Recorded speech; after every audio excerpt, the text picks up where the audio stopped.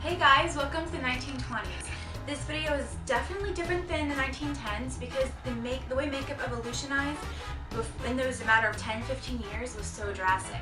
1910 was the era of the flappers, and not every woman dressed as a flapper. Most women dressed kind of normally, but when we think of the 1920s, we think of flappers, and that's what I went with today. So the 1920s was the time when good girls by day could be bad girls by night. And a lot of the makeup that they did back then, they wanted it to look like they were out all night and that they were tired, which really brought into play the whole downward look of the makeup. And so their eyebrows were drawn down, their eyes were drawn down, everything looked tired, and that's the look they were going for. Makeup also played a leading role in helping women recover from the war. It really helped them create a new confidence with their femininity and their feminine power. So the early belief, like I did in last week's video on Wednesday, that in 1910 makeup was viewed as only for prostitutes or actresses, and that view of makeup was completely gone. It was no longer classified as that, and women could feel comfortable going and buying cosmetics because it was no longer classified as a bad thing anymore. Clara Bow made the first Cupid's bow lipstick popular. Which is what I'm wearing right now. So you basically emphasize the Cupid's bow and you make the lower lip look pouty, and Clara Bow was one who made that very popular with her movies. The image of a woman in the 1920s with the bow-shaped lip, dark eyes, and pale skin became the look of the era. So when you look at like Pinterest or you go into your history books, and the flappers or 1920 women usually have those dark eyes and those red lips and those really long brows peeking under like a little hat. So that became the look of the decade, and that's what we think of when we think of the 1920s. Even though not every woman dressed that way or did her makeup that way, that was still the most popular way to do their makeup that we think of in modern times. Shaping the mouth became a very popular pastime of women. They even bought metal tracers with the desired lip shape traced on them, so they could hold it up to the mouth and just color them in. So it would create the perfect Cupid's bow-shaped lip without doing much work, and you didn't have to be that talented with lipsticks or creams to be able to achieve this look. Women in the 1920s were the first to create the look of an artificial face. As I was researching this, I didn't necessarily agree with that because I feel like Queen Elizabeth's era, they did very artificial looks too. The cakey skin, red lipstick, no eyebrows. That's not natural. But what they're saying here is before, makeup used to be to enhance your own features. So it was basically skincare and light products. Now women made it to where it was almost mask-like, and it was not what they normally look like with no makeup on. Especially with like the really dark eyes and the scarlet lips and the really pale skin. That's not natural, so it definitely created a new look for women in the 1920s. So when you're doing your makeup from the 1920s or you're looking at pictures, their eyes are basically the statement of the look. They definitely look different than what we do. And as I was researching this, I'm like, can I pull this off? Like, my eyes aren't shaped that way.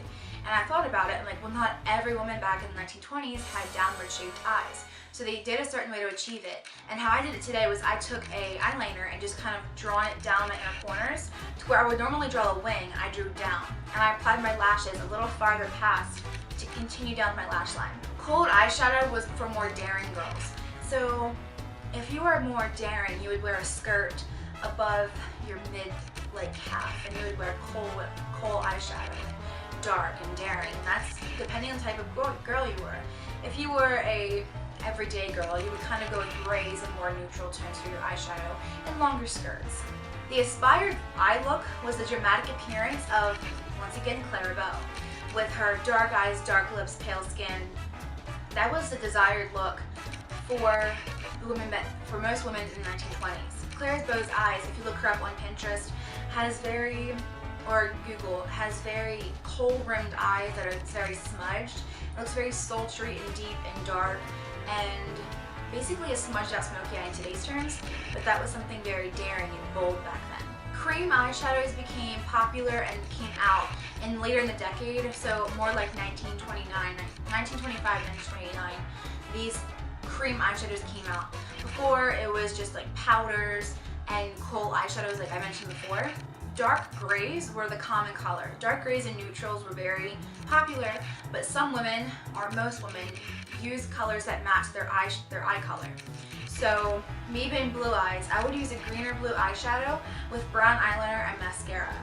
I am a strong believer that blue eyeshadow looks horrible on me, so today I put a gray on and then put some blue on my lash line and smudged it up just to give them that benefit of the doubt and it just basically looks gray. If you have green eyes, gray or green eyeshadow with brown mascara and eyeliner was what you would wear. And brown eyes, brown or plum eyeshadow with black mascara and black eyeliner. Eyeshadow was applied with your fingers and it was lightly patted against the lash line and then smudged out into the crease to create like a nice gradient with the eyeshadows. Mascara was still in development, but they did have the beginning of mascara, which is those cake, it was, I'm pretty sure it was Maybelline. I can't remember if it was Maybelline, I'll find it. It was like a cake in the form of like a little bar, and it had a little bristle thing, which looks like our modern day it looks like this. Our modern day eyebrow, like bristles. And they would get them wet and they would like rub it into the mascara tin and then put it on their eyelashes. Which of course we don't have now, we have brushes, but the brushes didn't really come out until like the 30s or 40s. Plucking the eyebrows didn't really become common until the late 20s, so today I was planning on covering them with a glue stick, but when I read that, I was like, it irritates my skin, so I'm just going to go ahead and go with my brow, and I just carried it down, which is what basically they did in the beginning. Plucking eyebrows wasn't very popular until like the later part of the decade, but they were drawn downwards to the temples to create a very tired and dragged down face, which is what they were seeking back then. The lips were drawn to be smaller than the natural lip. When I read that, I was kind of conflicted because I know that if your lips were small, you would overdraw the top part of your lip to get that nice Cupid's bow shape. But if your lips were big, you would underdraw your lip just to get the perfect size. So assuming most women in the 1920s had smaller lips, they would basically overdraw their lips. Now, the invention of the metal lipstick tube was in 1915, and it became a everyday part of a woman's makeup routine. Matte red became the most popular color in the 1920s, and it was even sometimes cherry flavored, which they should bring that back because lipstick nowadays tastes disgusting. The Cupid's bow look was also called the stung bee or the rosebud pout because the full bottom lip and the pointed smaller upper lip. A few movie stars even applied a fake beauty mark to their upper lip, which I have done with brown black eyeshadow mixed, and that became very popular, and the flappers picked that up and ran with it. So a lot of flappers had the fake beauty mark on their lips. Because most of the lipsticks were red, most of the rouges were orange to kind of go hand in hand. And nowadays, when we apply blush, we would normally take our powder and apply it upward like so to create that nice angular look to our faces. Back then, they did not go for that sharp look. They wanted round. They really loved and thought the round look was very flattering. So they would take the powder on the tip of their blush brushes or their fingers, and they would apply it in circular motions from about here to here, just to create that very round, cheeky look that we would never tend to lean towards nowadays, but it was the most popular thing to do in the 1920s. Now, flappers would even apply some blush or rouge to their knees to create that, like dancing all night look. And it came as a powder, pastel cream, and an orange red at the first, then a raspberry red for the most in the 1920s. So what I thought I went for what I went for today, I didn't say today. What I went for today was I kind of mixed these three together in this palette right here. Now, that would be the orange red. In the later 1920s, the raspberry red, I would definitely consider using a medium red for that. So, everything varied, everything changed, just like makeup changes today. So, basically any blush color in that time period between red and orange was very popular. Now, because there was limited colors to makeup, and especially foundation, they didn't really apply correctly. The foundations were very chalky and there wasn't that many colors to do what your face is with. So most women would have a very wrong foundation shade for their faces that matched as best as they could. Today's foundation line is so extensive and there's so many colors, you don't have any excuse for having a wrong foundation shade.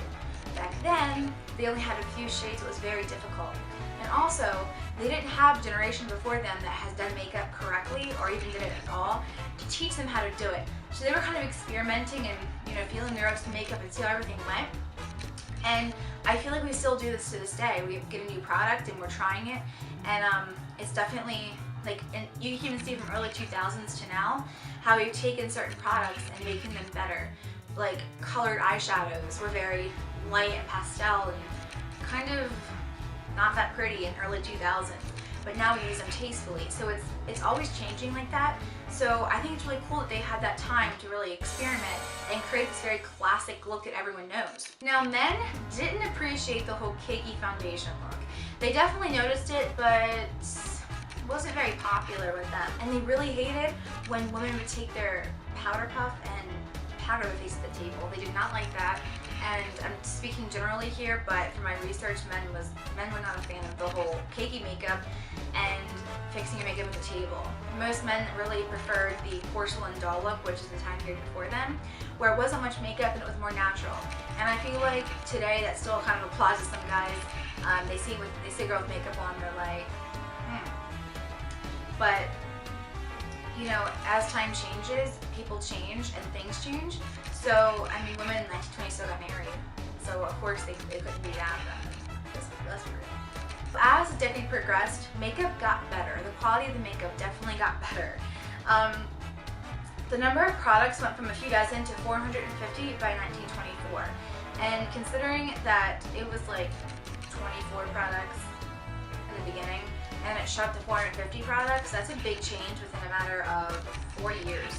So by the end of the 20s, going into the 30s, there were 1,300 brands of shades of face powder, 350 rouges, and 100 red lipsticks. It was a $52 million industry. Considering what from a few dozen products and shot up to a $52 million industry, that is amazing. And the quality got better and everything just kind of started to evolve into the nice, rich 1940s, 50s makeup that we so commonly know and call classic makeup. Now, toward the end of the 1920s, I was seeing conflicting things here because I read that Elizabeth Arden was creating kind of what our modern day bronzers would be, which is face powder with like the sun-kissed glow. And then right after it said pale skin was very common. At the end of the page, it said women, like poorer women would make light skin powders, and that wasn't popular anymore. So I was like, wait, what's going on? So apparently at the end of the 1920s, the sun-kissed, even sunburnt look was very popular. That's not something you would normally think of when you think of the 1920s. You wouldn't think of suntan skin. When I think of suntan skin, I'm thinking more 60s, it was like the beach, you know, beach era with the whole outside and surfing era. But it was popular for a short time in the 1920s. So that's all the history that I have for this video. So now we'll go ahead and skip into the tutorial. Hey guys, so I'm starting here and I've already applied my foundation. So my foundation today, I used the Dream Liquid Mousse by Maybelline in light 5 and light 3.5, and I applied that with a fake beauty blender, or the beauty blender from Real Techniques, and I applied that. And I also went in with another layer of foundation and I applied it with the Morphe S3 foundation brush to give more coverage. After that, I went ahead and contoured into like a circular face with the e.l.f. foundation palette in dark with that same Morphe S3 brush. So after that, I went in and I powdered my face with the Fit Me Maybelline powder in 220 and the Givenchy powder puff. So what I'm doing here is I'm applying the blush, which is the Blush Quad from City Color, and it's in collection 2. And I used the 2 orangey shades from that and I applied that with a Morphe M105 brush. This is very wearable for like movies and every day. For stage, I would recommend doing a darker color with the blush. So here I'm taking this eyebrow brush thing and I'm brushing down my eyebrows to create that downward look with my eyes. And I'm taking this very flat brush with my Anastasia Beverly Hills Brow Pomade in Blonde, and I'm drawing my eyebrows down. For stage, I would recommend using a brow pomade or pencil 1 shade darker than your actual eyebrows, just so they're a bit bolder for the stage. But for movies or up in person or a party, doing your eyebrow color is what you want to do here, and just extend it down. If you have thicker eyebrows, I would definitely recommend covering them with a glue stick and then going over top and just drawing out a new eyebrow. I was going to do that here, but my eyebrows are pretty thin because I fill them in and I have them shaped where I can fill them in. So it just kind of worked for me to just extend the tail a little bit and just color them in. But definitely for thicker eyebrows, definitely cover them with a glue stick and create that very classic 1920s eyebrow.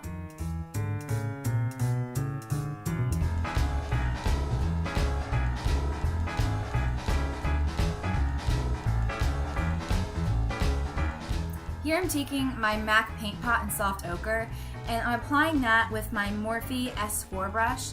I do this no matter what I'm doing. It's just an amazing eyeshadow primer. So I'm just applying that to make the gray and blue eyeshadows that I'm applying later on the video stick and to make everything not crease, especially if you're wearing it to a party or to a movie or a photo shoot. You don't want things to crease. This step is definitely essential for stage because you're sweating and things are going to be starting to like streak off of your face. So definitely use an eyeshadow primer. This is the one I highly recommend, and it's the MAC paint pot in soft ochre.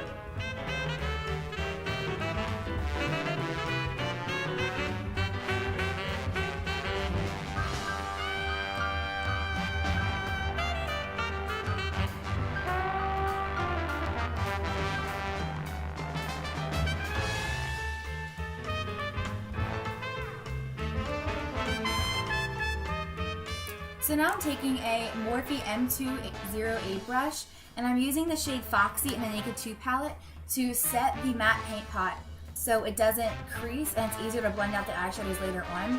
And I'm just doing that to make everything very blendable and a nice base for the eyeshadow later on.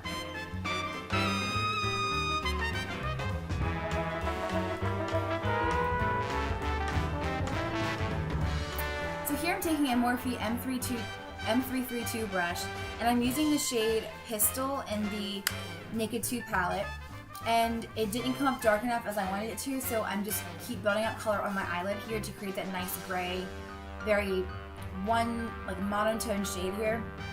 And I built it up into my crease and carried my brush down toward my lash line and a downward look, so it helped with that pouty puppy dog eyes. And I just kind of blended that up into a gradient into like my brow bone. This gray has a nice blue undertone to it, so it really helped with the whole blue eyes wear blue eyeshadow. So it really helped me with the not wanting to wear blue eyeshadow thing. And it's a nice blue undertone gray.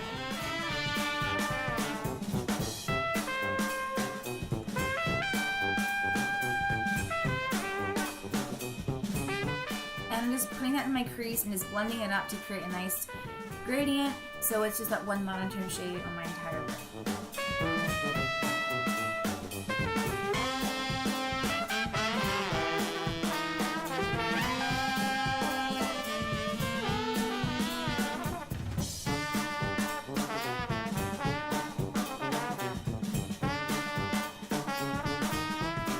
So I'm just cleaning up some fallout that came past my lash line with some concealer that was left over on my Morphe S4 brush. Now applying some eyeliner to my lash line, and I'm doing it kind of thick. I'm applying the Wet n Wild Kohl liner in black. It's kind of worn off so I can't see it. It's the Kohl liner, and this is so nice. It's the best eyeliner that I have that's very good for blending and creating that nice smudge look. So I apply that in a downward, where I would normally wing out my eyeliner, I apply it down to really help with that, like I said before, sad, tired eye. So I'm just applying that into a thick line on my lash line and past my lash line on the corners to help accentuate my eye from going down.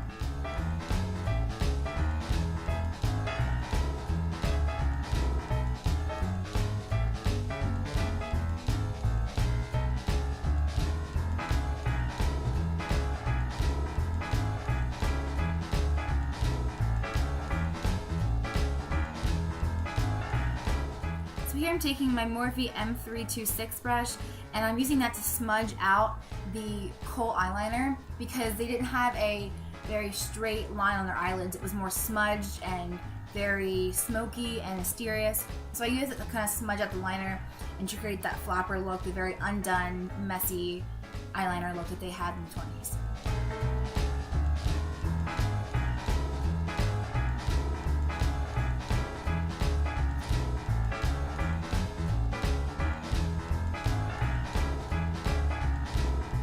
So I went ahead and applied some false lashes off camera, and I applied the Kiss Dreamy lash, and I got them from the dollar store because they're a very unnatural lash, and I really wanted that look with their whole mascara concept.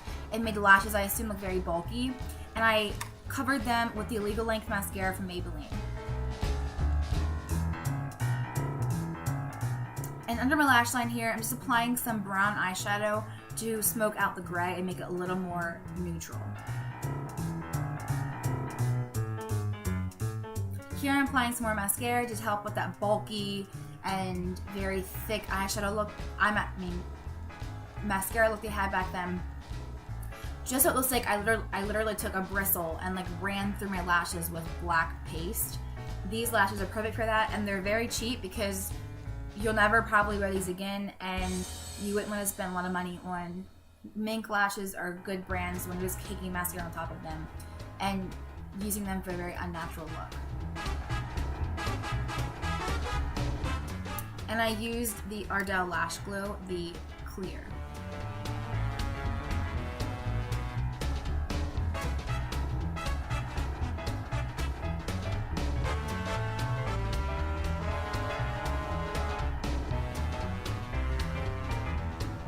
I'm just cleaning up some fallout from the powders with my powder puff.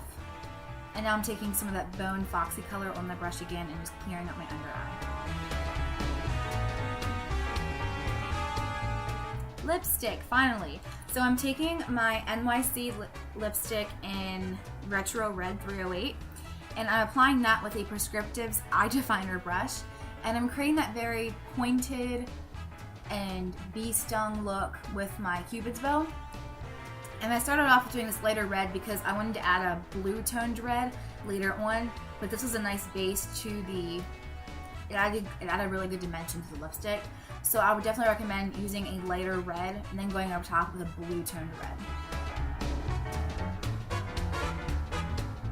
This takes some time to get that perfect shape, but definitely just keep working with it, and just go in, and if you mess up, clean it up with the makeup wipes or a brush. But it definitely takes some time, but it's totally worth it.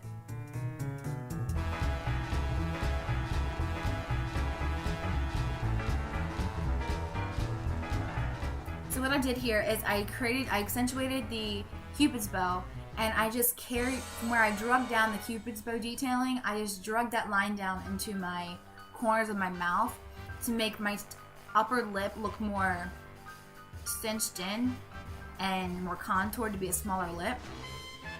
So I didn't color in the top part of my lip, if that makes any sense at all.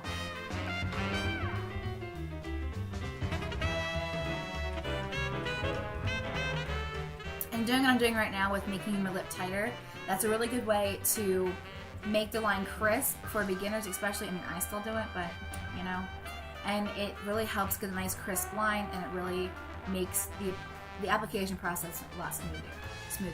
And it really helps when you smile too, because it just drags your lip out, so it kind of helps your lip look more natural and how it would be to draw. You feel me? And a nice view of my mirror. Now I'm starting to draw my bottom lip, and I really like this look. I was surprised. Well, you can't see it, but I just kind of drugged down from the corner of my mouth and really aimed my direction toward my middle of my bottom lip, and it created a nice petal look to my bottom lip.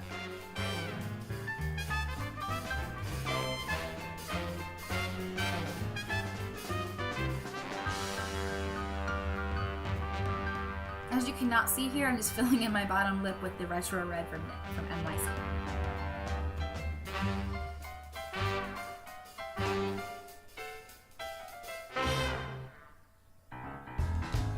So now I'm going in with the blue toned red lipstick I talked about earlier, and it is the NYX lipstick in Snow White, and this matte lipstick, I'm not sure. but it's a nice blue-toned, really rich red lipstick that I am absolutely in love with. I love it so much. So I'm applying that with the same Prescriptives Eye Definer brush, just to darken up the lip and make it more like era appropriate. After I do lipstick here, I also go in with some brown and black eyeshadow mix to create a beauty mark.